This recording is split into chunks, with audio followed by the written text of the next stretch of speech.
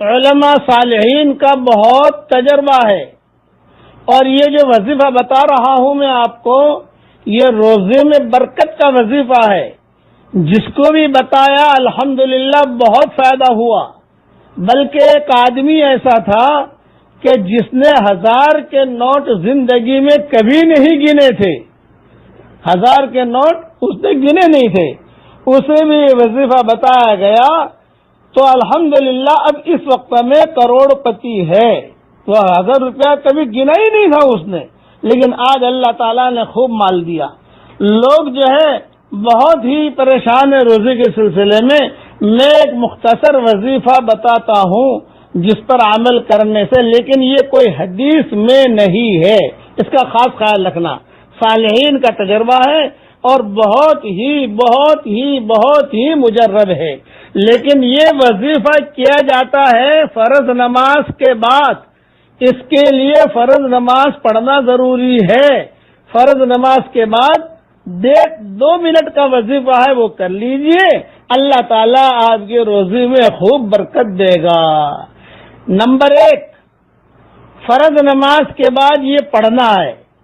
Number 2، 1 مرتبہ درود شریف پڑھ لیجئے۔ نمبر 3، 7 مرتبہ لإلاف قریش پڑھ لیجئے۔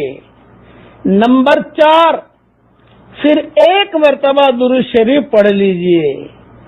نمبر 5، جب لإلاف قریش میں آپ یہاں تک پہنچے وَأَطْعَمَهُم مِّن جُوعٍ وَآمَنَهُم مِّن خَوْفٍ، اس جملے پر جب پہنچے تو وہاں پر اپنی چیز کا خالی خیال رکھیے، روزی کا، کہ میری روزی کا مسئلہ ہے، اس لیے اللہ تعالیٰ میرے لیے آسان کر، دل میں یہ کرو تو اللہ کی ذات سے امید ہے جس کو بھی بتایا سب کو اللہ تعالیٰ نے فائدہ پہنچایا ہے۔ یہ اللہ کا شکر ہے۔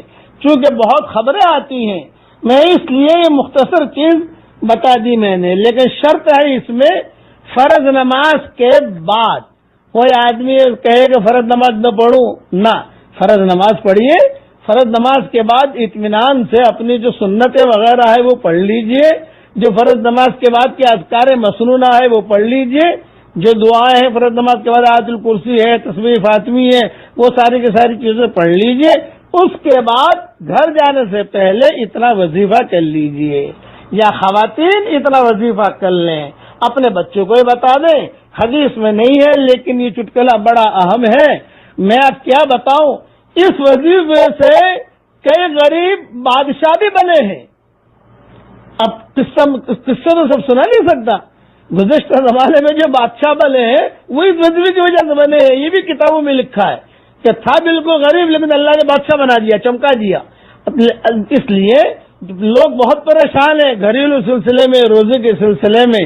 آپ گھبرائیے مت، اللہ کے احکامات تو پورا کیجیے، باوضو رہنے کی کوشش کیجیے۔ یہ تو حدیث شریف میں آتا ہے کہ باوضو رہو گے روزے میں برکت ہوگی الحمدللہ۔ میں دعا کرتا ہوں کہ اللہ تعالیٰ سب کے لیے حلال مال و منال کے دروازے کشادہ فرمائے۔